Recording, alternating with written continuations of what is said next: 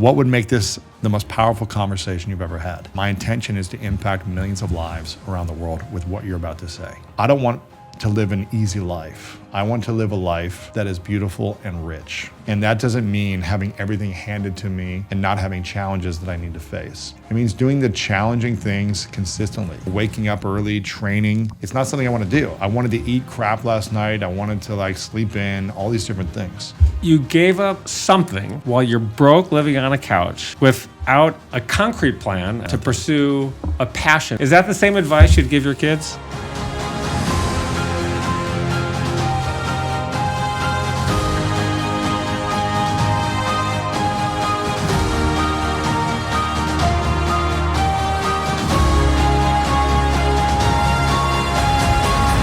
My guest today is the awesome Lewis Howes. Lewis is a lifestyle entrepreneur, high-performance business coach, keynote speaker, best-selling author, former professional football player, and host of the incredible School of Greatness podcast, which has had more than 1 billion downloads since he started 13 years ago. Lewis's mission in life, which is the same as mine, is to help 100 million people live their dreams. Lewis, thanks for being here. Welcome to In Search of Excellence. Thanks for having me, Randall. Appreciate it. You got hurt running into a wall, Yeah. broke your wrist, and then you hit it from the coach. Yes. It is so important as a lesson to young professionals. I coach a lot of people. You coach a lot of people. I have a lot of mentees. Everybody wants to run when there's a problem, right? They don't, especially if they have wealthy parents. Oh, you're unhappy in your job. You should leave. No, you should not leave. You know, Mark Q was on my show. He said, if you can't succeed in a difficult job, you're not going to succeed in life. How important is it to endure pain, in your case, physical pain, in our success? Oh my gosh. I think I was talking about this morning actually on my show that, I woke up early. I trained this morning. I have a dream to be an Olympian in 2.5 years. And it sounds crazy to say that. The chances are slim that it's going to happen, but there's still a chance. And for me to know that there's a chance that it's possible, I want to be able to live with myself, not taking it all the way and seeing if I can actually make the Olympics as an athlete at 45 years young. I got up this morning and I trained, and I was talking about how, I don't want to live an easy life. I want to live a life that is beautiful and rich. And that doesn't mean having everything handed to me and not having challenges that I need to face. It means showing up consistently with the courage to have courageous and tough conversations that are not fun. It means facing the fears and insecurities and doubts inside of me at this season of life. It means doing the challenging things consistently. Waking up early, training. It's not something I want to do. I wanted to eat crap last night. I wanted to sleep in, all these different things. But it's the thing that my future self is demanding that I do to live a beautiful life in a couple of years, in 10 years, in 20 years. And every morning I wake up with my wife, and we wake up and we're just like, God, life is so good. Thank you, God, for this incredible life. Look at this home. Look at this family we've created. Thank you for this amazing time. We're so grateful. And it's not because it was handed to us. She busted her butt for 20 plus years doing what she does, and same for me. She's an actress, been in over 40 movies, well-known. 40 movies. She writes, she produces, she stars, all these things. She had the #1 movie 2 years ago on Netflix for a couple weeks as a Spanish film, and she's extremely talented. And she's worked extremely hard, and she continues to do that. Now as a mother and a business owner and all these different things. And it's not because it's just handed to us. It's not because it's easy. Life feels easy because we're doing challenging things consistently. And it feels rich and beautiful because we're doing these things. But I need to continually, not force myself, but create structure of challenging moments daily, so that it all feels easier. And I think that has just stuck with me from sports. And I've learned how to apply this, I don't know, work hard mentality, but just the willingness to do whatever it takes for as long as it takes to accomplish the result from sports, and then doing that in the business world. My business isn't as big as what you've built it, and I haven't made as much money as you, but I live an abundant, rich life, and I feel financially free. There's levels to wealth, obviously, but I feel like it doesn't hold me back from doing what I want to do. And I'm grateful for that. I hope you're enjoying this video so far, but before we jump back in, I want to know if you've ever thought about what you need to do to reach the next level of success in your life. Over the last 25 years, I've been an advisor to more than 50 companies. I've invested nearly 100, including Google, Lyft, and Seagate. And I also co-founded a company that today is worth more than $15 billion. I've been incredibly blessed in my journey, and at this stage in my life, I want to give back. I want to share the lessons I've learned so you can reach incredible success way faster than I did. In my own journey, I've learned that having the right mentor is a massive advantage to achieving our goals. I'm hugely passionate about mentoring others, and I'm looking for a few hungry entrepreneurs who are excited to take action on their journey to incredible future success. So if that's you, I've got an opportunity. In the description of this video, there's a link where you can apply to work with me. All you need to do is answer a few simple questions, and if you're a good fit, my team will reach out so we can build a game plan together. All right, now let's get back to the video. We all have seminal moments in our career. That's kind of the next step up, where we meet somebody that's very important. I met a lot of those people in my life. Yeah. So you're 24 years old. You're still living in Ohio. You're, kind of fighting the dream to play football. You meet a guy named Stuart Jenkins. Yes. How did he change your life? And tell us about the lessons you learned from your relationship with him. Man, yeah. I don't know if you have some mentors from like high school, college, or kind of your 20s, but for me, he was an extremely important mentor of mine. Still is. Still close with him today.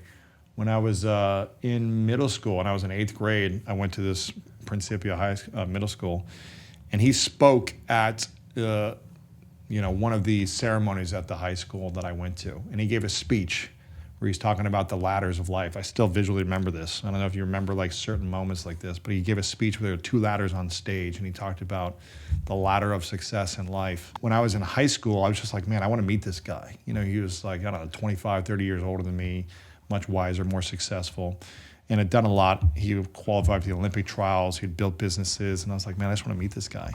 Eventually built a relationship with him, and he was the headmaster of my college as well at Principia for a period of time. So I got to connect with him more. But after school was done, after I got injured playing football, my dad went through an accident when I was in college as well, where he had a brain trauma. He got hit by a car and was in a coma for many months, and he never fully recovered. He woke up and was alive for the next 17 years, but he never was the man he once was. And I wasn't able to connect with him emotionally or have really good conversations with him. This all happened, and then I got injured playing arena football. All these things happened, and then I got injured. I broke my wrist. I'm sleeping on my sister's couch in a full arm cast, recovering, trying to figure out what I'm gonna do with my life. I call him, and I'm like, I don't know how to make money. I still don't have a college degree yet. I have no idea what to do. 2008, the housing crisis, the economy crashes, all these things. What do I do? They're not hiring people with master's degrees, let alone people that haven't graduated college yet, who are broke football players.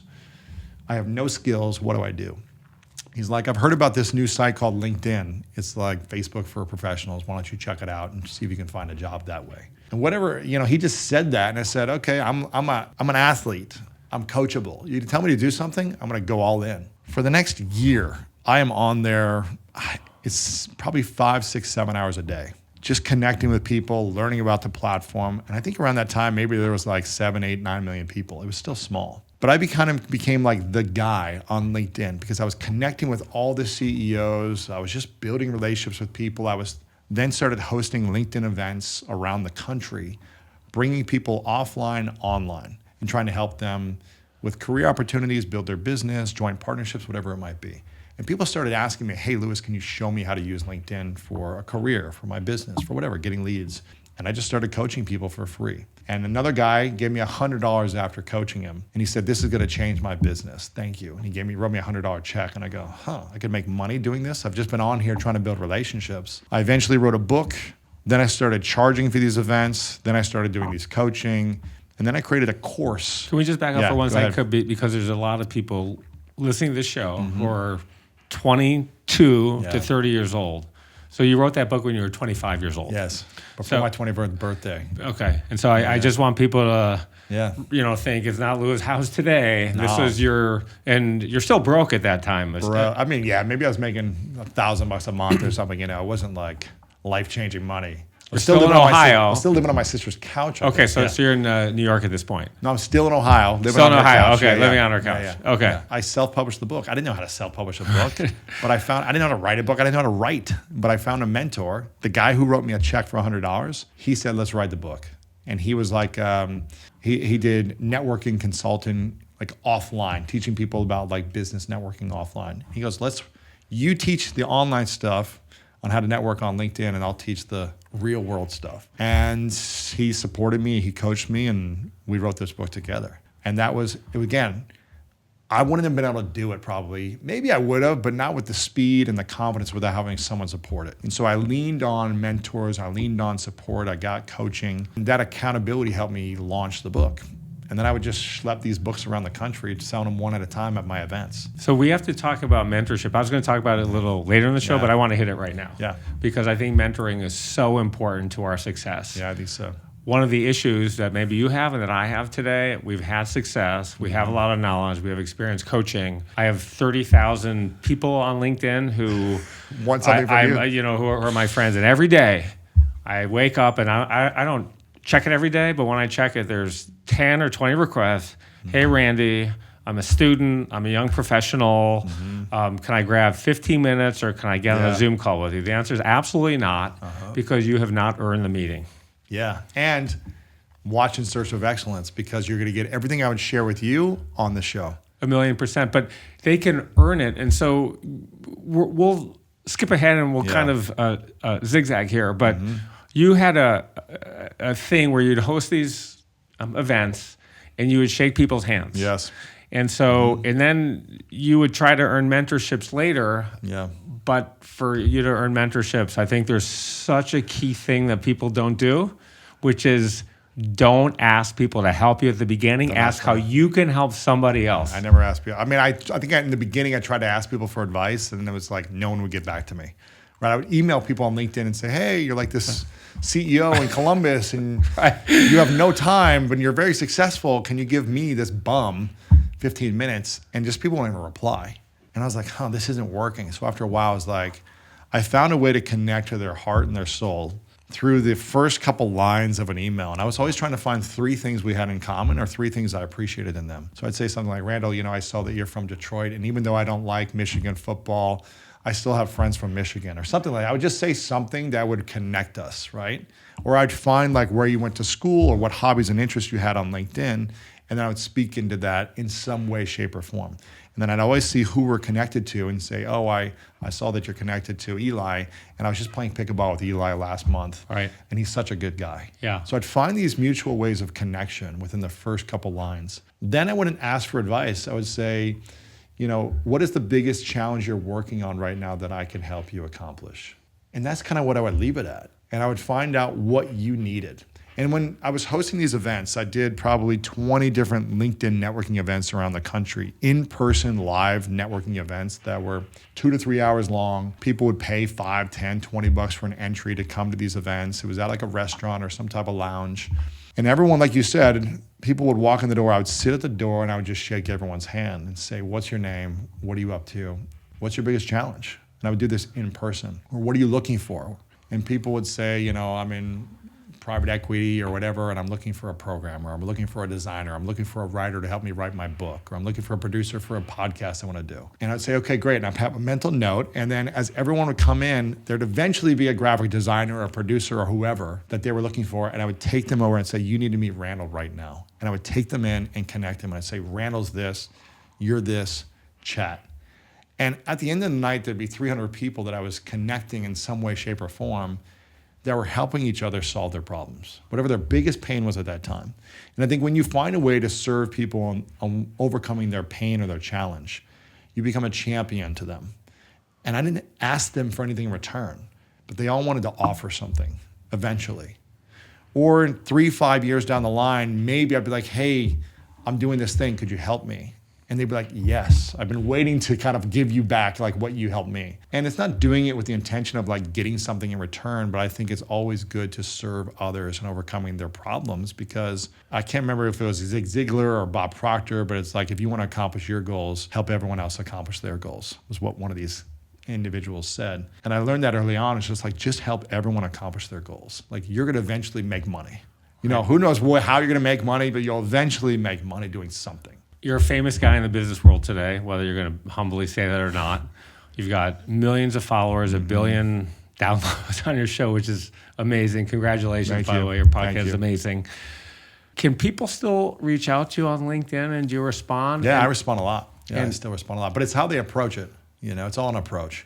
Okay, Context setting, it's approach. And I appreciate it. Again, I guess a way you could earn it is in some way read my mind, like of what my biggest pain is. Or if you're hearing me on one of my podcasts talk about something, like you are the king of like extreme preparation, right? Like, and obviously I can experience that.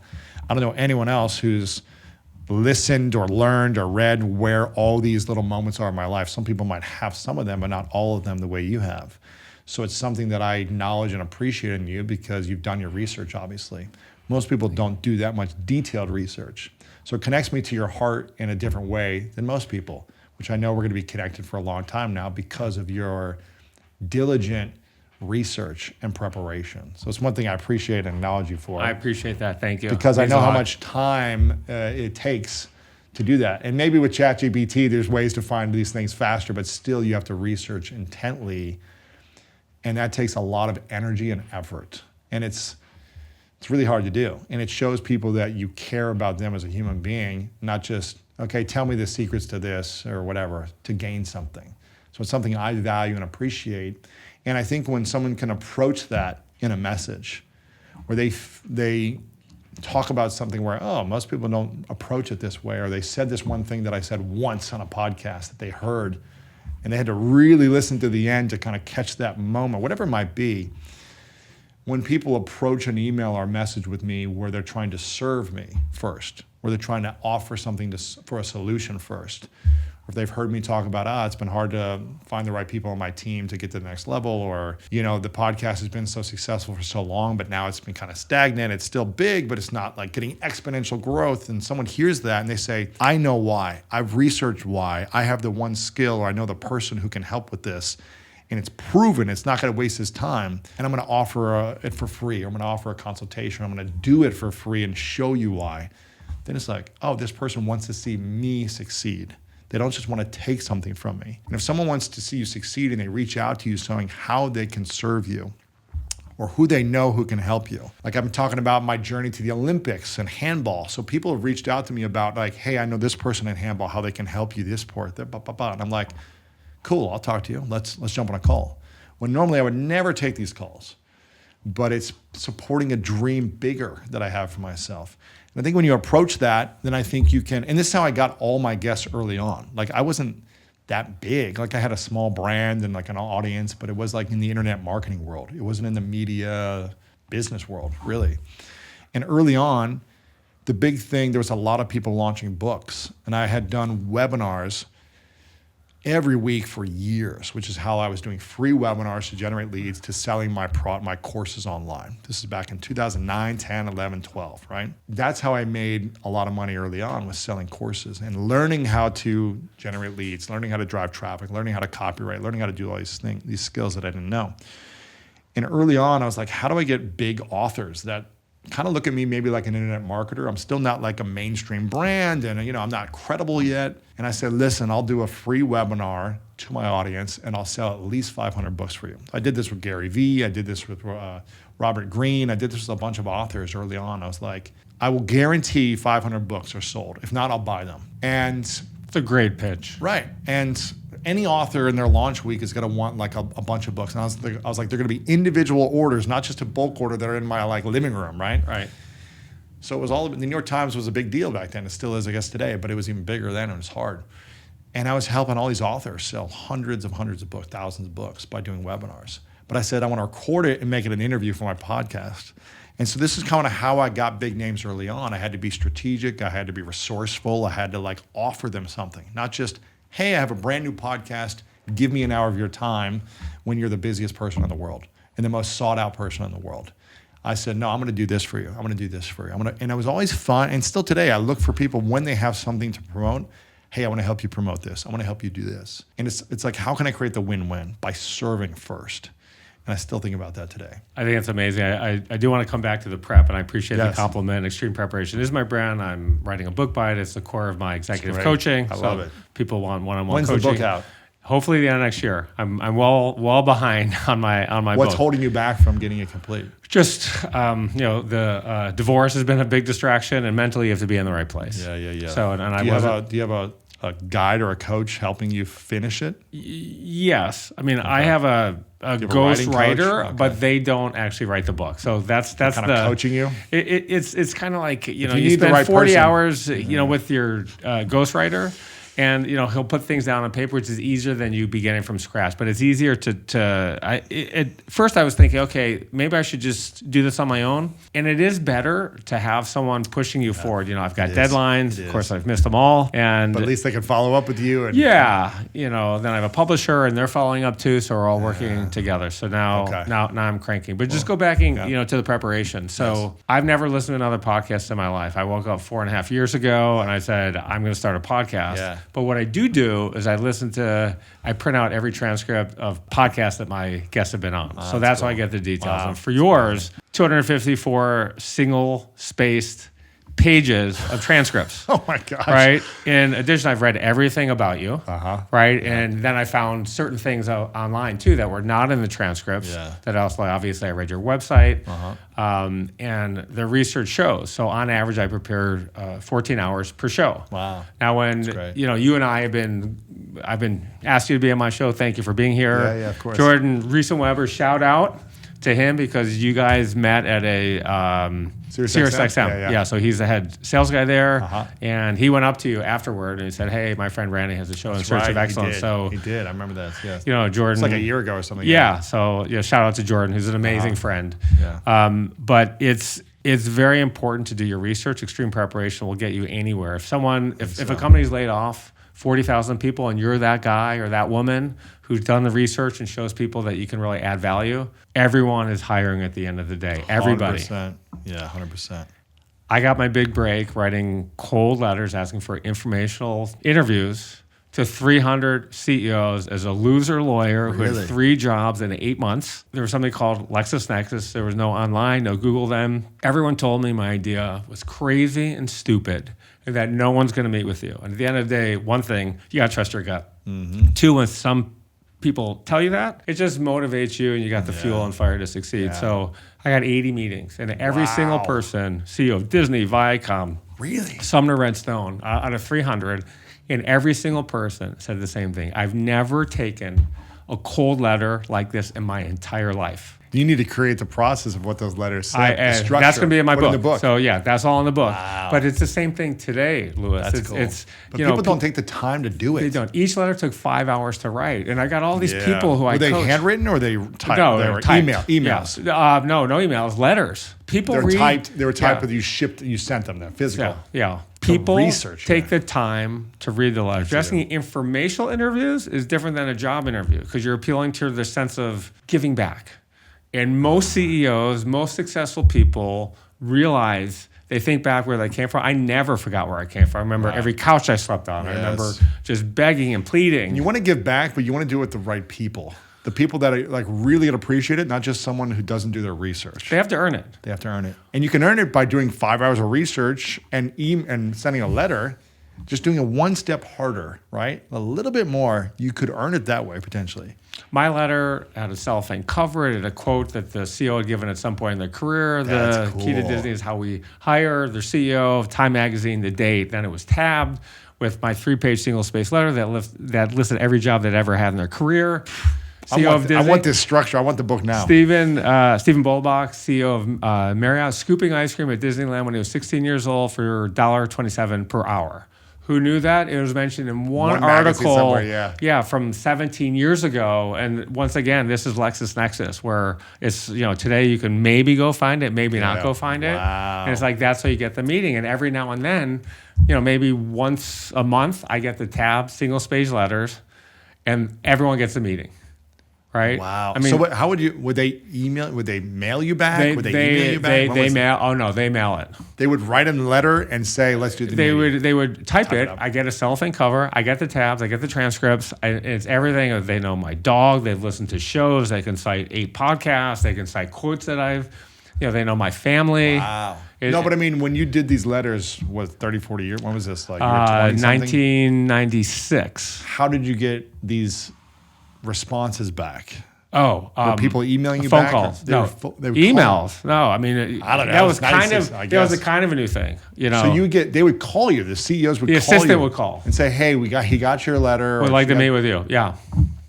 What was that like, getting those calls? I mean, it was, the first meeting I got was Mark Platt, who is CEO of TriStar Studios. I remember going in, as a kid, you're like, oh my God, the movies is so great. I remember going onto the lot. I got a special parking spot. I'm walking around on these movie sets thinking, oh gosh. I remember walking into the office, he had a basketball hoop there. Like, oh my God, the head of a studio. This is incredible. And just, the positive reinforcement. Stacey Snider was the next person. And, you remember all these people who you meet. Eli Broad hired me at the end of the day. And again, it's a crazy story. So how long would they give you? Was it like an hour of time? Was it like... It depends. It depends. And you would just get an informational interview. You would ask them questions? I would ask them questions. They would ask me questions. Were you recording it? Recording and while. I don't know, a tape recorder or something? Or are you just like writing down? And the thing is, I was making a mistake because I remember writing this guy, David Hermelin in Detroit, who was a well-known businessman on 10% Detroit Pistons. Insurance was his thing. And so he was a well-known guy. I wrote him a letter, and in the letter, it's kind of like how I get my podcast guests. You have credibility. It's how we build companies. You have one customer, it's referenceable, and you have credibility. So maybe you responded because I had some credibility, and all of the guests, by the way, had Gary Vee was on my show, Robert Greene was on my show. Tony Robbins, yeah. Yeah, Tony was amazing. Last week too, yeah. Yeah, great. My hero. Yeah. Tony's the best. He wrote me, or someone called me from his office and said, okay, David would like to meet with you. So I took the red eye. I'm in the back of the plane. I have no money. I go to this deli, and it's like the mafia boss there. There's 8 people. It's 7 in the morning, which is 4 o'clock in the morning my time, Los Angeles. I sit down. And he says, Randy, he's Jewish. I'm Jewish. It's kind of like a Jewish geography thing. Where'd you grow up? Oh, who's your mom? I said, my mom's name. I said, I've known Linda since we were in 4th grade. Why didn't you have her call me? And I said, David, I'm here. And he said, well, that's actually interesting. And I respect the fact you did it on your own. But he said to me, he said, you're getting all these meetings. Look at all these people you met. He said, what are you doing? What's your goal? And my goal was to get a job. And he said, well, do you ask people for a job? And I said, no. And he said, why not? I said, because I feel bad. They're giving me the time. They're doing this. Yeah, you want to ask for something else. He changed my life at that point. He said, you got to ask for the order. I sell insurance for a living. No one wakes up and said, I need life insurance today. They don't even know what it is. So the bell went off. Eli Broad, I met a little while longer. I didn't have to ask for the order because my research was so detailed. He said, I need to hire you. He said, you have the biggest set of balls I've ever met in my lifetime. Wow. But I knew everything about, he said, I've never met anyone like you. I was asking questions about, in the footnotes of the financial statements regarding pool of interest of accounting, like it was the 17th footnote. And he's like, where the fuck did you get this from? But I didn't even know what that meant. Yeah. But it's like, that's how you do it. Wow. Right? That's how you knock someone off their chair. And with extreme preparation, that's how you do it. That's the core of my executive coaching. Wow. And again, it works 99% of the time. That's incredible. You got to get this book out. It works, now. yeah. The book is going to be. Put it out yesterday. Hopefully, it's life changing for people because these techniques, anyone can do them. You just got to put in the work. You're right, and people say this too. I sent out 100 resumes. Well, how much time do you spend on each one? Are they different? Like, okay, if you would do better, your probability of success would increase massively if you spent an hour per one. We got a guy on our team. He's a young video editor guy. He made this incredible video resume custom to me and the show that was so unique and different than every other application we get. I was like, this guy spent days on this, at least days. And I go, and he's no guarantee of getting a job. He's not getting paid for this, but it was so creative. I was like, we need someone who's thinking like that, who's willing to do whatever it takes. And now he works with us. It's the best. But it's like, if you just phone it in and send general resumes or whatever, it's just not going to stand out. We're going to go back in time. You're on your sister's couch, start paying rent. Yes. And you go on Craigslist. Jim was on my show, by the way, Newmark, founder of Craigslist. Okay, nice. Who's a great, you should get him on your show, by the way. Yeah. Very interesting interview. That's cool. There's a sports marketing job. You apply for it, get the interview. Yes. And then you don't go. I don't go. Yeah. So crazy. Talk about, you didn't go because you didn't want to do it. And at the end of the day, I got dressed up and I was like ready to go out the door. I remember this. And I was like, because I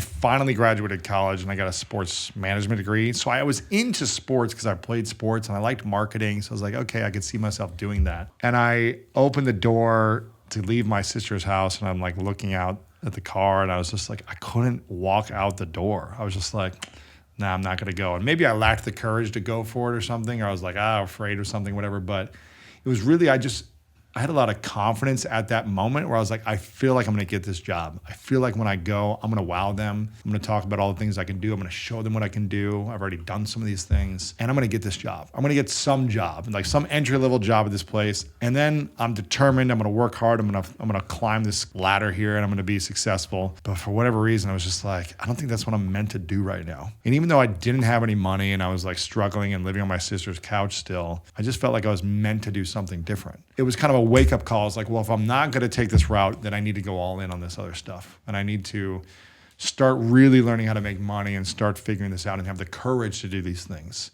Not just research and do a little bit on LinkedIn, but like now I need to figure out how to make real money and get off my sister's couch and be a grown adult. But you gave up something while you're broke living on a couch without a concrete plan, actually a written plan to pursue a passion. So everyone's listening out there today, and everyone's saying, all right, here's Lewis Howes, who didn't get a conventional job and is just going to keep living on a couch because you think you can do something based on your passion to help people. Is that the same advice you'd give your kids? Oh, man, that's interesting. I don't know.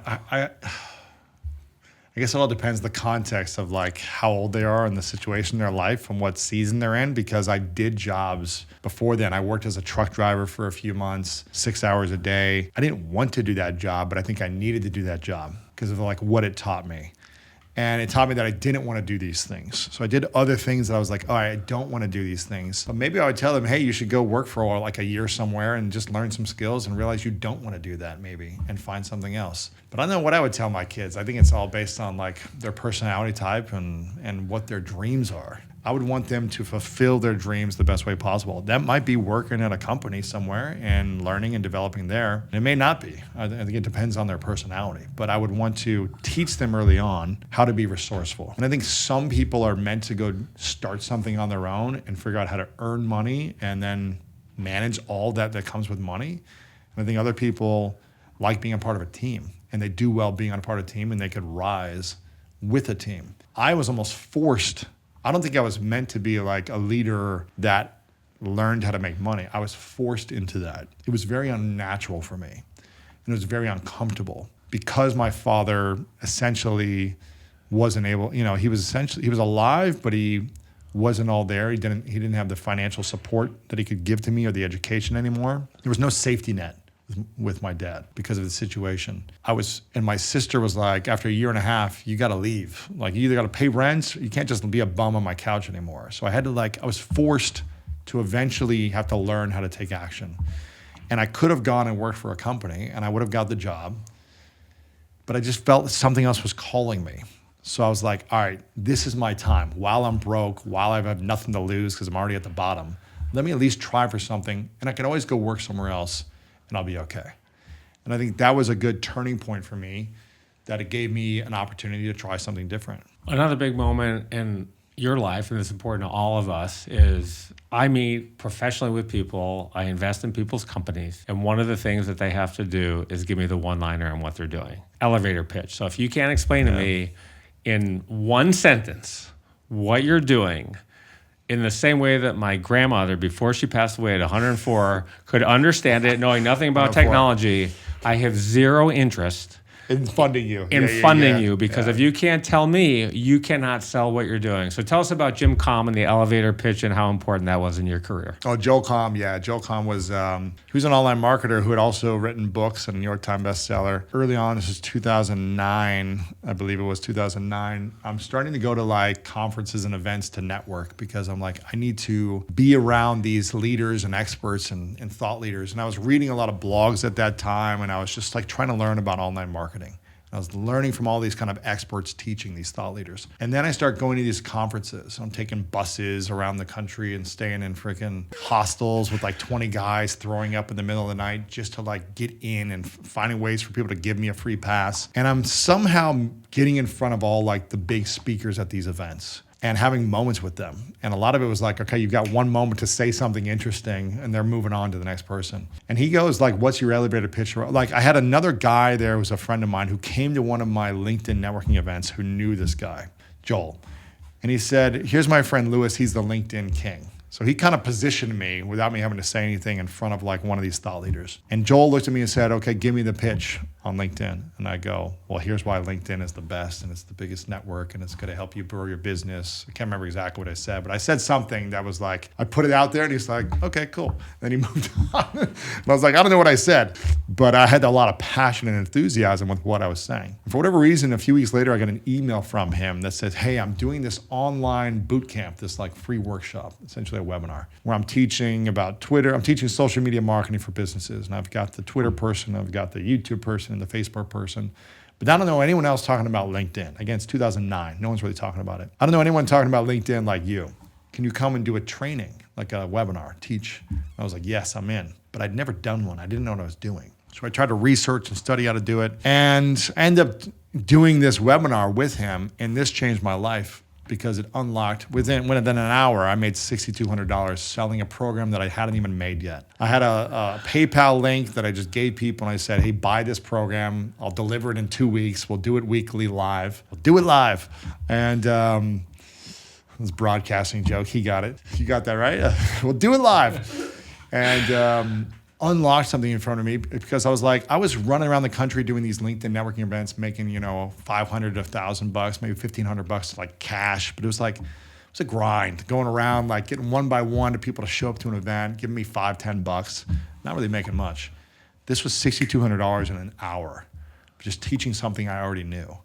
And I was like, I could do this every day for the rest of my life. It's like teaching something I already know and just sharing it with people. So I was like, I need to learn webinars. I need to learn how to master teaching, presenting, slide design, curation. I need to learn how to sell. I need to learn how to do all these things. And that's what I did for like the next 5-6 years, was just like do the same thing over and over every week and try to develop new skills. But that unlocked my ability to think about, I can actually make money. When before then, I didn't know how to make money. I didn't know money would ever come to me. I was kind of afraid of money. I wasn't unsure of it. I just didn't understand it. Like even money terminology just kind of scared me. I was like, I'm too stupid to know what that means. So maybe it's not meant for me. And so all these things gave me it opened my mind to possibilities of how to make, it's possible. I did it once.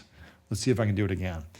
And that was a game changer. But that one relationship, showing up to that event and meeting that guy, giving him a passionate pitch around why I think LinkedIn is the best thing ever. Him following up and saying, let's do this thing. Me saying yes, having the courage to figure out how to do it, all this stuff. I had to keep taking the action steps to make that even a possibility, where it opened my mind. We're going to hit your show now. But before we get into the details of the show, I want you to define for everybody, what is greatness? For me, greatness is pursuing your gifts and talents, developing them to live your dreams. And in the pursuit of your dreams, you're making an impact on the people around you. I love it. Mm-hmm. But for me, I think it's a two-pronged approach. It's about doing what you feel called inside of you to do and figuring out how to develop those skills to make that into fruition, but doing it in a way where you're impacting people positively in that process. In the journey, at the end, you're just always in service to other people while you're in service to the thing you're called to do. So many of us experience kind of a jumping off point at our lowest point. Yeah. And so here we are 13 years ago. Things are not going great for you. You moved to LA for a girl, you break up, had a problem with a business partner, Yep. and here you are, and you've got these two guys who started a podcast. They talk about great lead gen for you. Yep. I think Joe Rogan had a podcast back then. That was a couple other people, and that was about it. A couple other people. So tell us the first show you had, who was the guest? And then tell us how you've been able to grow your show to be one of the best, most successful shows ever. Robert Greene was my first guest, and I had like an email introduction through him at some point from someone. That's a big one. It was a big one, man. And I was like, I need someone big to start, right? Yeah. And so that was the whole, hey, can I help you sell a bunch of these books? Let me do a webinar with you. So I literally went to his house and recorded a webinar on my computer selling his books, but I made it like a great interview piece. And at the end, I sold his books. And he allowed it to happen. And then we launched it as like an episode. And for me, I said for myself, I'm going to do this as an experiment. I'm going to do this for 1 year, once a week, every week for a year. And I'm going to see how I like it. I didn't try to make money with it. I wasn't trying to do anything. I was like, I'm just going to see if I can build my brand, interview fascinating people, learn, and hopefully help some people. And after 1 year, I was like, man, I really love this. And the messages were people coming in saying, hey, Lewis, I listened to you on Mondays, and then I don't know what to do the rest of the week. Can you do twice a week? So year 2, I did twice a week. And then they said the same thing. Hey, I listened to you twice a week, and then I don't know what to do the rest of the days. So I've done 3 times a week for the last 11 years, every single week for 13 years. And I think preparation has been one of the things that allowed me to connect with people and interview people originally. I used my kind of LinkedIn skills of like getting people on the phone or in person to book guests. And that's something I've seen you do, firsthand, how you've been consistent and following up. And a lot of it's been patience too. I've been patient for years until I book guests. And I have like one of the biggest shows, and I still have to be patient to get guests that I want. And strategic and finding the right moment and the right time. Okay, when are they launching something? How can I serve them? Not how can they serve me? And I still use that same approach. Before every guest comes on, they sit down, I ask them all the same question. What would make this the most powerful conversation you've ever had? Right before we start, I say this. We say a lot of other stuff beforehand, but then it's like, what would make this the most powerful conversation you've ever had? And my intention is to impact millions of lives around the world with what you're about to say. And I think it grounds them to say, oh, this person wants to serve me. He wants to help me. He's trying to put me in the best light possible.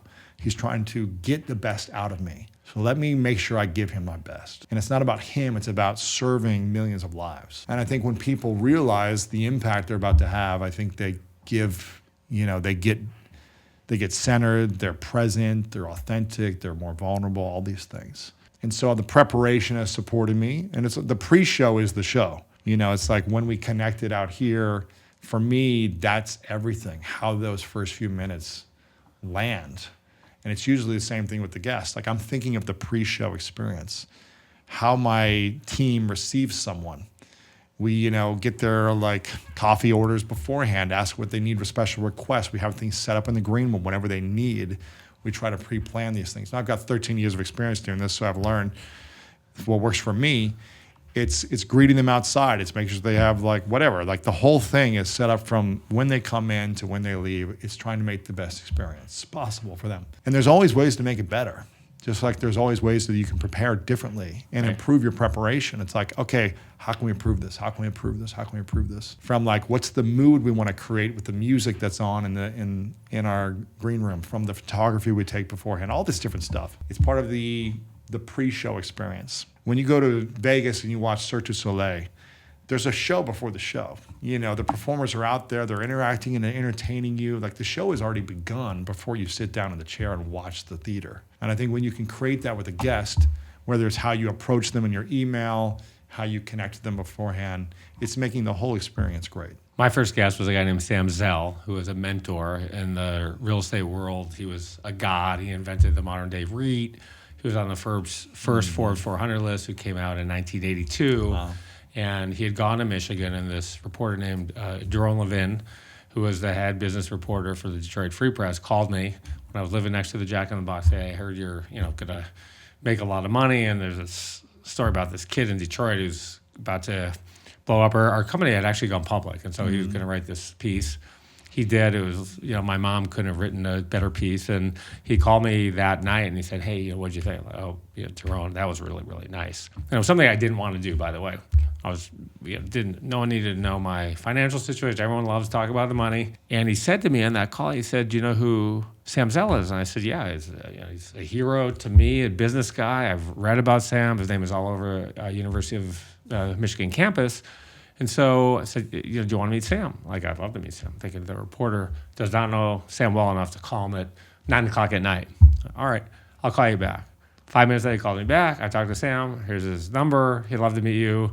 I text Sam, and there I am, Lewis, living my dream. I just bought the Porsche that I always wanted. I used to sit in the Porsche dealership once a year. One day I'm going to have this car. Wow. And there I am, driving down PCH, top-down music blaring. I'm going to meet Sam Zell. It was amazing. So he became a friend and a mentor to me. It was one of the great moments of my life as well. Cool. And we were friends, but I never requested something of him. I didn't want to impact the friendship. I'm the same way. I'm the same way. Hesitant about it. I'm the same way with a lot of people that I meet. I don't ask them for things. Like, I don't ask them for anything. Yeah. And maybe I need to stop doing that. I was so nervous. I said, okay, I'm going to start a podcast. And you asked him to come on. 8.5 years ago, one of my interns who said, our internship is life-changing. You teach us every day. You have guest speakers who don't do this, but they come in because they're friends and we like to help people. I said, no one listens to podcasts. That's really stupid. I never listen to a podcast. And obviously, like so many things in life, I was dead wrong. Yeah. And 4.5 years ago, I woke up, I'm going to start a podcast just because I want to give back. Like you, I said, what's my goal in life? What's my passion? It's to give back. It's to help people. To serve, yeah. It's to serve. Like of all the things I've done, this is it. And like you, I have the same goal, 100 million people. Wow. That's the goal. We can do it together. That's great. Yeah. And so, God, I was so nervous. I picked up the phone, called Sam. I'm like, oh, God, this is the first time I asked him for anything. And before the words were out, he said, I'd love to do it. Wow. It just made me feel so good. That's and I cool. got emotional. I could hardly speak, thinking, God, that's the kind of guy he is. And people give you your big break, and that gave me credibility. That's cool. Sharon Stone was my second guest. Wow, My cool. bud Cliff Kingsbury, football coach, was my third guest. That's pretty cool. Yeah, Cliff's amazing.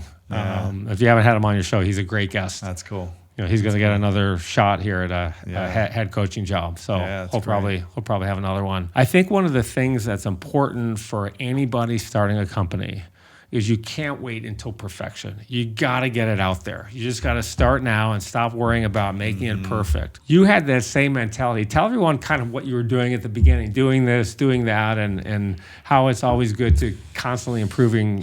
I mean, with the podcast? Because you were filming with your phone. I was recording on my phone and like busy gyms, and like it was loud and the tech was bad, and I didn't know what I was doing. I was filming in my kitchen living room. I still remember I was in like a tiny little apartment when I moved to LA originally the first year, just a 1-bedroom apartment. And I had a little circle table in my kitchen. And I had like, Shawn Johnson, Olympic gold medalist, like in my little living room with 2 little mics. And it was just like the most basic setup with big names. And were you kind of like, God, they're coming in my small apartment? What are they going to see when they walk in here? A bit, but I was also just like, whatever, young and hungry. And I was like, hey, I'm excited. I was just like, I want to make this great and put it out there. And there was, again, 13 years ago, there was no like podcast recording studios. Like no one was really doing that. And there was no video. It was just audio. Really back then, it was all audio. Maybe Joe Rogan was doing it, or maybe a couple tech shows or something, but it wasn't like big. And so I was just trying to record and do the best I could, and just, again, I was building relationships with people and just saying, how can I serve you? How can I promote you? How can I offer more guidance or help? And it didn't feel like an ask. It more felt like, I want to promote you. And so I was finding people that I already had a relationship with that I was like, hey, I just want to help. I want to promote. You got this thing out. You got this book out. Let me help you. Here's a way I can do it. And they'd be like, great. So it didn't feel bad. You just got to get out there. You got to do it. Yeah. And just say, how can I make it better? How can I improve every time? Let's talk about some of the things that make us successful. You've talked about mindset. So what do you mean that someone needs a great mindset to actually go do it and accomplish their dream?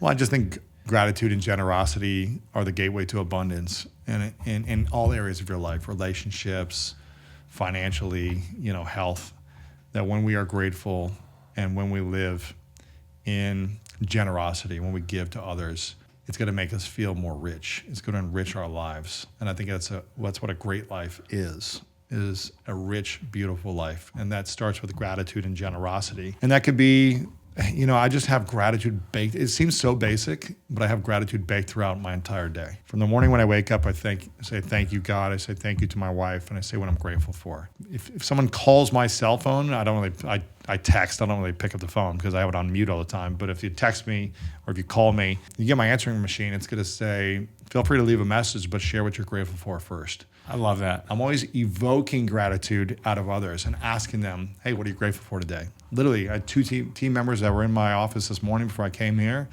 They walked in. I said, what are you grateful for from the weekend? They both shared, I'm grateful for I got some time with my friends, my family. I got to sleep. I got to recover. Cool. I just think that mindset makes us more creative, makes us more appreciative, makes us more resourceful, as opposed to living in a victim mindset of what you're ungrateful for or being a lack of generosity. And I was never going to be the smartest. I'm still never going to be the smartest.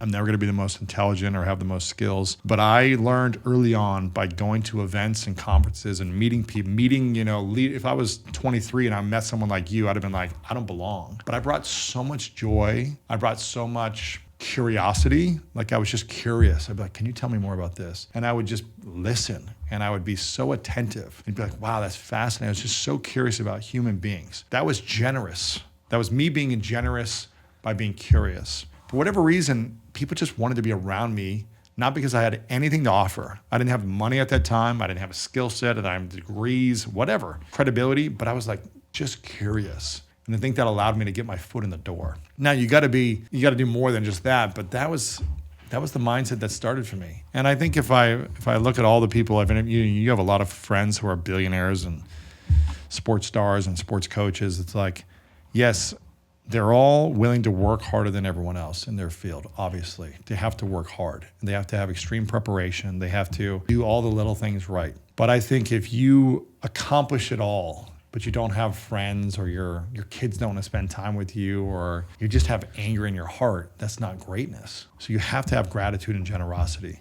And you've learned it this season, 56, 57? 57. You've learned, okay, I have all the money. I've did the $1 billion thing. I've got it. I know everyone. Like, sure, you can make more money, but what are you going to do with it? You can't take it with you. So you're at the point where like, how do I serve? How do I invest in others? Whether that's with a check, my time, with my content, with my books, with mentorship, whatever. You want to find ways to use your money, time, your resourcefulness to give and serve 100 million lives. That's what's a rich, great life for you. It's not how do I build the next unicorn. You don't care about that. I mean, maybe if it happens, cool, but it's not your main focus to make more money as your number one priority. Sure, you're playing the scorecard and it's like a game still and you've got to do something with your time, but a lot of your time is giving, service, connection, relationships. And that's greatness to me. You're listening to part 2 of my incredible interview with Lewis Howes, one of the best interviews I've ever done. Lewis is the host of the School of Greatness, which has over 1 billion downloads. He's a former professional athlete. He's an executive coach, best-selling author. If you haven't yet listened to part 1, be sure to check that one out first. Now, without further ado, here's part 2 of my awesome interview with Lewis. I mean, it's my goal is to have people achieve the success that I've had by teaching them lessons that I've learned on how to get there. And most people think about, okay, they love to talk about the successes. I love talking about the failures a lot more than the successes because that's where you, I think, learn the most. Yeah. One of the things, too, about that I love about my podcast, I get to meet people like you who teach me things that I can incorporate into my own life. Imitation is the greatest form of flattery. I'm changing my message on my voicemail today to the gratitude.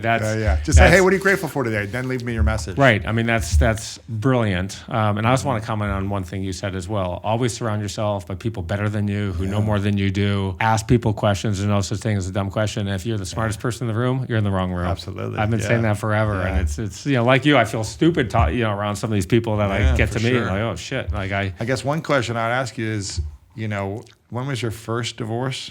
I was 38. 38? You're going to be 58.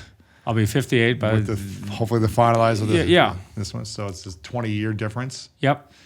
So if you could give a piece of advice to your 38-year-old self from where you are now, with everything you know from marriage and divorce, what would that advice be to that 38-year-old self?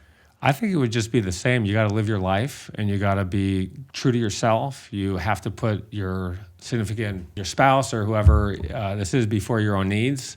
And marriage is work. And so when I was younger, I had this ideal that, gosh, marriage is bliss and relationships are work, marriage is work, and it's hard. The sad thing is more than half the people get married get divorced. And if you're a product of divorce, the probability of increase gets like 75%, wow, 80%.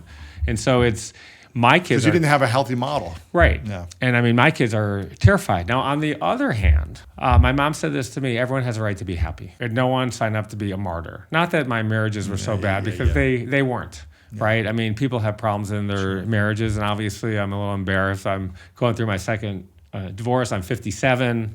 You want to date women, and gosh, do I really want to date someone who's been divorced twice? And I've got 5 kids. Now, by the way, if you don't like the fact that I have 5 kids, I don't even want to know you. Yeah, exactly. Like I have no interest in dating you. But if you look back and you think about, what did I learn and do differently? I think we have to understand that who you are at 38 is not who you are at 57. You're a different person. You're a whole different person, different life experience. You've been through things with your kids. you're more mature on the one hand, and you've been through life experiences on the other hand. And, when you have a spouse 17 years younger than you, at 40, did I grow up the same person at 57? I didn't. And this is true for everyone looking at marriage today. When you think about it, and, you're newly married and relatively newly married, and you got to ask yourself, are you going to grow on parallel paths for the rest of your life? And the answer is, regardless of how much you're in love and how much support you have, you don't know the answer to that question until life actually happens. You don't know. Right? Yeah. People get sick. There are relationships. You have in-laws that can really affect, there's a million things, right? There's jobs, all kinds of things. And so... if you could go into the future then at 67 and imagine traveling to the future, what would your 67-year-old self say to you now about the next steps you should be taking? Well, they would say, I'm glad you are where you are because I'm going to be happily married at 67 for the third time. I'll have grandkids, God willing. First of all, I hope I'll be living at 67, right? I appreciate where I am every day. I'm healthy. My kids are healthy. I'm grateful. Health first, right? So if you could take all the money and, put me in a shed, as long as I was healthy, I could live and, I would make it back. I would do something. But, I think that I'm going to get remarried again. I want to get remarried again. I want to share my life with somebody else. And, third time's a charm, they say. There you go. So, there you go. Cool. So, we'll see. That's awesome. Yeah. That's great. And that's a great question that you asked. Let's talk about, you've given me so many compliments on the show, and I'm grateful. Extreme preparation is the core of my success. It's work ethics, extreme preparation. Extreme preparation means being creative about things. Right, it's doing things and thinking things. I'll give you something else in my book, which people hear the story and they said, this is a way to think about turning the impossible into the easy reality of how you look at the situation, just reorienting your mind. So my daughter went to Wisconsin, had a friend who asked me for advice on, he's got this job fair coming up, and it's like he just wants the emotional reconnection for me to give him the positive experience because he's not going to do it though. He's listening. No, he's motivated, but he's listened to my show before. So it's like he's a disciple of the show. And so I said, all right, Andy. I said, give me the layout of the room. I said, okay, there's 80 companies. He wants to meet with 14. I said, well, can you get the names of the people who are meeting there from the company? He said, no, that's the issue. I said, so that's the problem. I said, no, that's the opportunity. And so I said, give me the layout of the room. Give me how many square feet it is. Have you been there? Yeah, I was there last year. So he gives it to me. I said, I assume these people have booths, whatever company is there. And I said, can you read the name tags of these people from 15 feet away? He said, yes. I said, when does it start? When does it end? You kind of got to go backwards on the math. And I said, you're going to get there early. You're going to do a tour. You're going to write down people's names. You're going to have 14 pieces of paper. And you're going to go out and you're going to go in the corner after you do this. You're going to look on LinkedIn. You're going to write down 3 bullet points on every single person at every single company by company. Wow. You're also going to bring thank you notes that are pre-written because you're going to be in time. It's a fill in the blank. This is a Mad Lib issue. Amazing. Right? And so I said, you're going to go in and then you're going to go interview. And just like we talked about having the preparation, doing the work, doing things nobody else does. So we went in. This was a done deal before I even started going into these, right? So he had it all prepared. He had it all prepared, and he looks at the notes, and he goes in and he said, Louis, tell me about Principia College and how you were sleeping on your sister's couch when you were 24 years old, and it took you 3 years to get off the couch. Everyone's like, what the fuck? Yeah, how did he know this? Right, Yeah. how the fuck? And so he tells them the process. Everyone's blown away. Not only do you go 14 for 14, but you have now given somebody the impression of a story that they will remember forever and tell for the rest of your life. You will be that person. And even before that person gets back to their boss, he's told everybody, he's bragged about you. This one person stood out the whole time. Yeah, okay, so that's the home run. Yeah. The walk-off grand slam is, I have a rule, 10-minute thank you note, right? So you fill it in, you leave, and now you're going around and you got 28 thank you notes. You bring 30 in case you make a mistake, right? Extreme preparation. Plan ahead for mistakes. The walk-off grand slam. There is a difference between writing a thank you note. Emails are so lazy. Forget the email. You need a physical thing. Physical thing, and it's the speed by which you deliver the email. Always. I tell people, job interview, bring the thank you note, coffee shop, half hour, deliver it back. Right? So wait, you go after you're done, then you write it? Well, it's pre-written, but if you're going, if it's in person, so you go downstairs. Sit on a curb if you have to sit on it. If there's no coffee shop, you go down and write it. Yeah, or you've already pre-written it.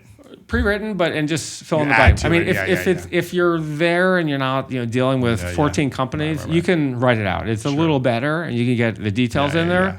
But go back a half an hour. And by the way, thick cardstock. Make the investment with your name on it. If it's thin, you're weak. If it's thick, you're strong. Right? It's the impression.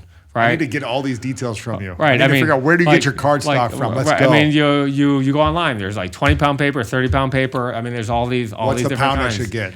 Like 50. 50-pound paper. Yeah, like 50. But you're just doing one piece? Embossed. Are you doing embossed. like no cards? Just your no name on cards. it. Yeah, just your name on it. You don't have to have a whole thing with a letterhead. Just like a card, one card, not a whole long letter. Yeah, no, it's like a three sentence thing. One set. One card. That's it. Front of the card, one not card. front and Thank back. You. No. That's no. it. Yeah, I mean, sometimes you go over. So if you That's got all a you lot need. to write, that's all you need. It doesn't need to be a whole long letter though. There's just it's these are the little things that are the difference. Citadel, 29,000 summer applications for a job, right? How are you going to separate yourself working for Ken Griffin, the best hedge fund, most successful probably ever created by mankind, to go in and get that job? This preparation is in the separation. And then now there's probably like 100 people sending letters. So you have to be even, out of those 100, how do you differentiate, right? Right. I mean, last summer, our summer program, 10,000 applications. Wow. And I'm a small nobody. I got a small firm, right? It's go on LinkedIn, you advertise, and that's a lot. People want the mentorship. People want the job. How many do you take? 5, 10? 32. Wow. We didn't have it last summer for various reasons, but it's been a life-changing program for most people. That's cool. Full-time mentorship if you're the best intern, writing letters of recommendation. I've emailed the CEO of Goldman Sachs, David Solomon, who's been on my show. Why not just hire them full time? Well, because I have I have. So I've hired over the years, I think 5 or 6 former interns who are superstars. 1 or 2 has been very disappointing, but that's how the ball bounces. Yeah. How has extreme preparation led to your amazing success? Can you give us one example that has stood out? Yeah, one of the moments for me was with Kobe. I booked Kobe. I'll keep the story short. I booked him at like 5 o'clock before I had the interview the next morning.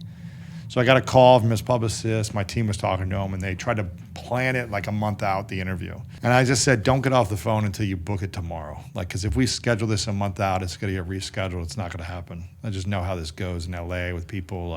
That's why if I can't do it, I don't commit to it. It's like, that's why I push it off for you for like a year. It's like, hey, I'd love to. I'm just not doing interviews, or I'm traveling. My wife's pregnant. I'm in Spain, all these things. So I was like, but when I say I'm going to do it, okay, I'm in, And so with him, we agreed, the publicist was like, okay, 8 a.m. tomorrow morning. And it was like 5 or 6 o'clock at night the night before. So I didn't have time to prepare.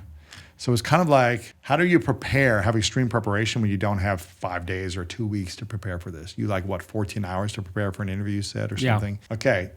And I want to get sleep, and I want to be prepared to physically, and I want to be exhausted when I'm there because that's not going to look good. So and I had a commitment that night that I was already going to. You were at a concert that night. I was at a concert with Lindsay Sterling she's a friend of mine. I was like, I'm not going to bail on. I already committed to her, so I have to keep my commitments. So I was like, how do I make the best of this? So I'm preparing before she's warming up. I'm researching online, but then I'm present when she's there. Then I'm working at night. And I'm like, I need to get sleep because that's the most important thing. But I get up around 4:30, and I have my videographer, Tiffany, with me in the car. And I'm just like, you need to do all the research. We're prepping now. And do all the research that people don't ask him about. Let's go through everything. We listened to a couple of his podcasts that he had. It was like an hour and a half or something to drive down there. And the interview was at 8 a.m. We get there around 6:15 or 6:30, somewhere around then, to the office. The assistant opens the door, turns the lights on in the office, and kind of walks us around. And I'm trying to find a place to set up for the podcast, our kind of camera setup. I walked past his office, but the lights were off. And then as I walked back past it, I see a shadow of him. And I was like, oh man, was that Kobe in there? And she was like, yeah, he's the first one in here every day. And I go, that is extreme preparation. Here's a guy who's won 5 NBA championships. He just won an Oscar for a documentary he did. He had all the money, the success in the world, and he's still showing up first. I'm like, I don't do that. That's like a whole nother level of extreme preparation. That's just who he was. And she was like, yeah. And he was in the gym with his daughter this morning, working out, playing basketball before he got here. The one that passed away as well. I was just like, whoa. I'm preparing. I got there early, so I was making sure I was set up. I was preparing on the way there. And I was just saying, we need to find the things that essentially what you do, like what will stand out when I bring it to him, when I ask him. We had a whole list of things that we couldn't talk about. So that eliminated a lot of topics that his PR team was like, you cannot ask these questions or go to these topics.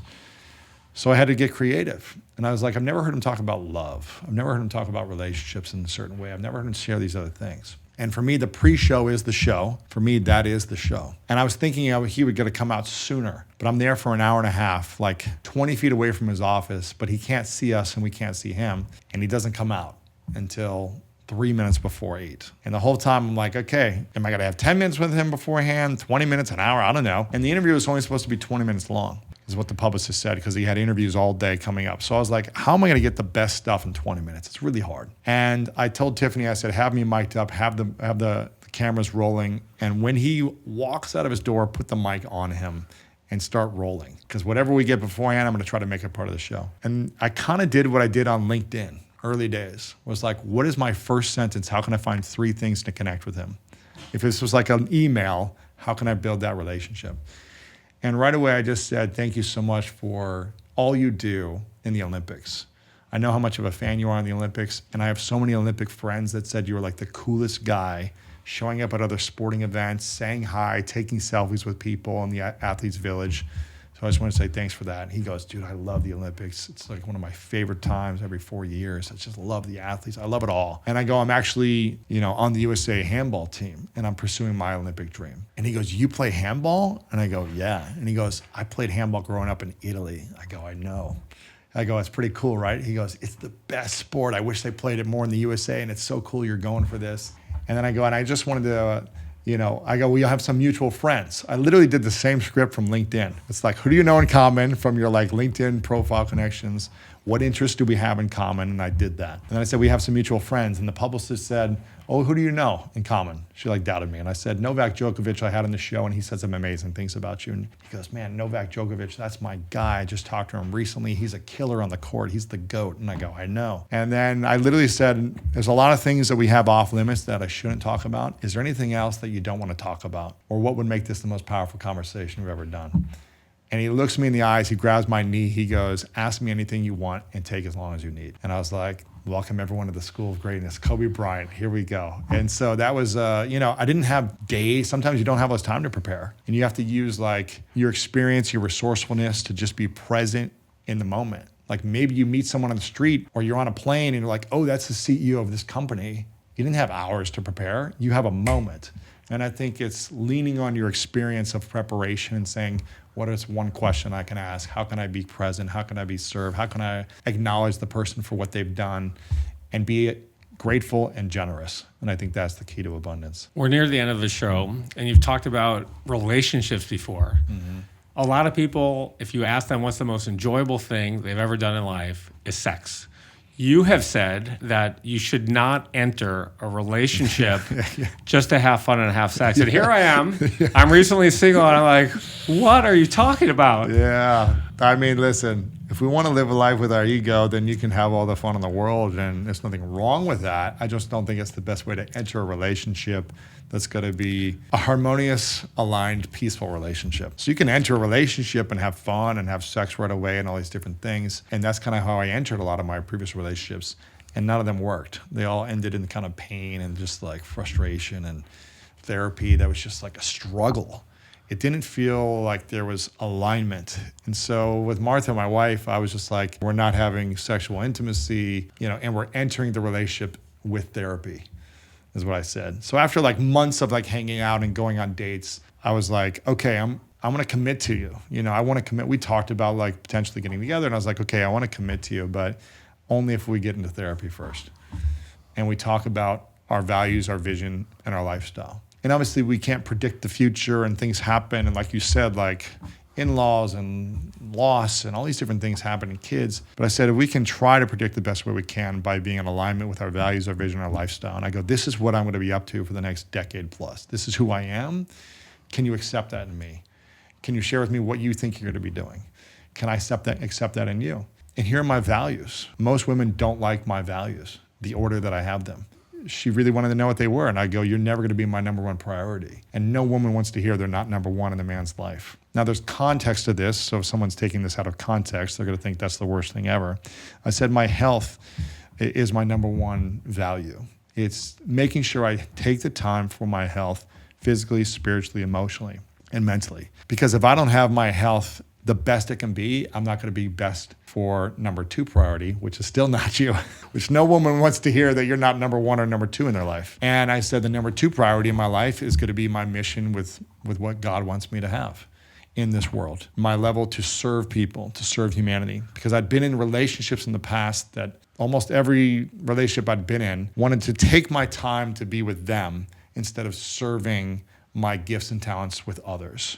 And they wanted me exclusively with them. And it was always this fight and this friction of like, but I need some time to go out there and like express myself and build and create and generate. And so I was always resenting of like the woman wanting to be number one at all costs. No, don't go to the gym. No, don't go to work. No, come here now. And I was like, that doesn't work for me anymore. And maybe I'm bad and wrong for that. But I need someone who can accept where I'm at in my life. And maybe later in life it'll change. And it'll be more about putting the relationship first. But if you accept that my health is a big priority, it doesn't mean I need 10 hours a day for this, but I need time to take care of my health, physically, mentally, emotionally, spiritually. If you understand that I am on a big mission in my life right now to impact and serve 100 million lives weekly, and that takes time, then you'll understand my third priority, which is our relationship and our family. And if you understand my 1 and 2, you're going to feel like the number one priority. Because I'm going to be so present with you, so giving, so grateful, so generous, so loving all the time that you're going to feel like number one. And so I think it's not like, oh, you're going to be like down on the list of priorities. It's more, understand I have other priorities as well that make me better. And when I'm at my best, we're going to be at our best. And I want you to focus on what's important for you as well. And I think it's just a reframing of it as opposed to, you're down the list of priorities. Someone told me that you'll learn the meaning of life when you have kids. And so my priority with 5 kids is always on my kids first. It comes before your health. It's sort of like when you're getting a divorce. People say, one of the reasons why is you're worried about the kids, and what they say in return is if you're on the plane that's going down, you got to take your mask down before you got to be healthy before the kids. So sure, your health. That's what I'm saying. Yeah, sure. I get it's a kid, and listen, I have twins now, and I'm going to put my life into them as well. Yeah, but I don't think we can just say I'm going to let go of all my health just to rescue my kids, right? Every day. And I'm going to endure all this pain that I don't have to endure in a suffering marriage, potentially. I don't know. I'm just saying in general. But it's taking care of your health because then you can model to your kids and be like your best with them. Right. I mean, I'm going to go back to the sex comment for a minute, not because I think this is something to talk about as well, because I think intimacy is such an important part of a relationship, and experience it right at the beginning, I think, is important to determine if you're compatible. And a lot of the fun sex at the beginning does turn into relationships. I mean, I've had this in my own life. All of mine, essentially, it's like the sex, the chemistry, the chemicals turns into like, I want more of that connection feeling. It feels good. But if you aren't aligned to their values and vision, in 2 years, that feeling is going to fade and you're going to have friction. I'm not saying that you can't develop in parallel with the values. True. I'm just saying you can start out by having fun and you don't know what's going to happen long term, because that's happened. I've had a relationship. Sure. I had a marriage like that, and of course. For me, what I learned is like all those way of doing it before didn't work long term, and it ended in like sadness and suffering. And so I just wanted to try something different. And that's what worked for me so far. 5 years in, that's what's worked for me so far. You've also talked about cheating and infidelity in marriages and the reasons why people cheat. The stats show, they're crazy stats, that some huge percentage of spouses cheat on their spouse. So you've given a theory as to why that is. So what's the theory? What was the theory? What did I say? I don't know. What was the research? The research says that there's underlying reasons for infidelity that are, it's not that you want sex from the other person, it's that you're looking for something else. I can't remember what I said in context of this, but if I'm thinking about it right now, I don't think you've healed. I don't think you've healed a lot of things that you need to heal. And I think it's also like you're not clear on truly what you want. Like I'm 40. I chose to be married knowing that I was letting go of a different life that I could have, which is sure I could be with lots of girls or be single and have fun and do these things, but that wasn't fulfilling. I could do that for a few years or whatever and then get married or something, but it's like, I want to have a rich, beautiful life. And it means if I'm going to be in a monogamous marriage, which is what my wife wants, and I don't think really would work to have like a non-monogamous marriage personally, then it means letting go of the temptations of the world that I think cripple a lot of men. You know, I think it crippled me for most of my life. And I think if I'm not focused on it and focusing on my relationship and seeing how I can improve it consistently. Listen, I'm 1 year in marriage, so I'm not here to give marriage advice. Right. And I'm 3 months and having kids, so I'm sure everyone's going to say, wait till you're 10 years in and wait till your kids. I'm sure everyone's going to say these things. But what has worked for me so far, 5 years in, is being committed to the vision of my future self. I witnessed what my parents went through, what my dad did. And I witnessed the pain that 4 kids had to suffer with that type of model. It doesn't mean everything they did was wrong. They did a lot of beautiful things. But that model of relationship didn't work. It hurt a lot of us. And we didn't have the tools on how to heal. And for me, I want to live a beautiful, rich life. If I'm going through breakups and this constantly, it's going to be more painful. Sure, there's going to be lessons and beauty, but it's all going to be from needing to heal more. And at this season, I feel like, you know, someone told me on my podcast yesterday that Martha, my wife, is my guru. She's here to teach me my greatest lessons. It doesn't mean it's going to be easy all the time. You know, there's going to be some challenges that I have to face myself in the reflection of her. And so that's my commitment. It's my commitment. The version of me 10 years, 20 years in the future is whispering to me or yelling at me, telling me, here's what your life could be if you continue to show up committed, fully present, all in, versus allow your temptations or sexual desires to get the best of you. Then here's how your life's going to be. And sure, you could recover from it and, you know, good things could happen in the future and you might meet someone else or whatever, but, you know, I'm just one day at a time, like just committed to what I need for my future self to be fully fulfilled. We're at the end of the show. I always conclude it with a game I call Fill in the Blank to Excellence. Are you ready to play? Let's do it. The biggest lesson I've learned in my life is? Learn how to love yourself. My number one professional goal is? Do something that heals another person today. My number one personal goal is? Be a great dad. My biggest regret is? Not healing sooner. My biggest fear is? That I wasted my potential. The craziest thing that's happened in my career is? It's yet to happen yet. The funniest thing that's happened in my career is? The first thing that came to mind was like giving a speech in Mexico, my first speech in Mexico, and getting punched in the eye walking out on stage when I was going to try to speak Spanish for the first time in front of this massive audience and just feeling like this was, I don't know, for me, it was just a very funny moment getting punched in the face accidentally by someone right before I walked out. The best advice I've ever received is? Love your wife with your whole heart. 10 years from now, I'm going to be?